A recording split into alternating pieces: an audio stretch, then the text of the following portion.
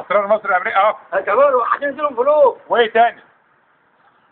ده كفار مش مسلمين. هو مين ده اللي كفار؟ ده اخوان. انت عسل يا حمد. عسل. نزل عليك. وايه تاني يا احنا انزلك دلوقتي وايه تاني عشان هيبقى بقول لك قول يا حبيبي. النهارده السبت. ايوه الجماعه الاخوان بياخدوا يجي ياخدونا عندنا هنا بالدار. عايز اقول له هو قاعد تحت. عندكم مكان يا الشيخ مكتب بيك بطل منين؟ امريكا. زمان هو على كده. السيسي احسن ولا مرسي؟ السيسي احلى واحد. على الطلاق انت بتقول كلام زي الفل. طب عمك وجيه ولا عمك مصطفى؟ عمك وجيه ولا عمك مصطفى؟ علاء. يعني ايه ذاك مش هيقول الحقيقه عشان ترجع عليه. مصطفى.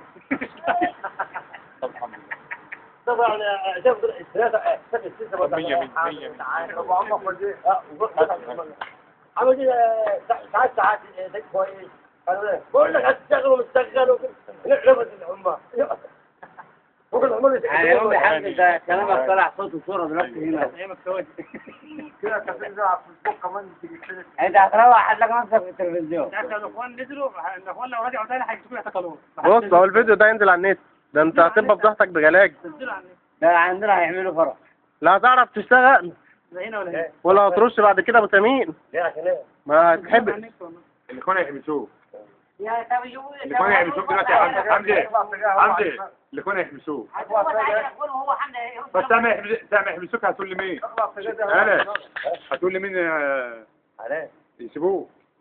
سامع يحبسوه هيتصل بمين؟ السيسي يطلعك. عمل رزق زي اللي بيبيع خيط القطر.